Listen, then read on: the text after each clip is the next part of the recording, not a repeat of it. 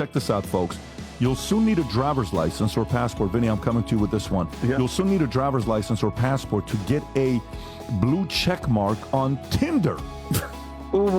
This is blasphemy. You want me to get a ID or passport to get a check mark on Tinder? I mean, I understand if you do that with voting, but why would you do that with Tinder? What's more important, right? So here we go. Tinder announced it's expanding its verification requirements to make users share a video, selfie, and photo ID to get a specific verification badge.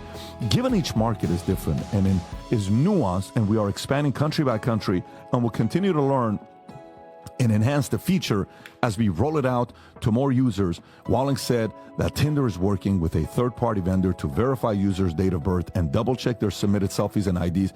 It'll help give users additional peace of mind when connecting with others who are both photo and ID verified, in addition to photo and ID verification.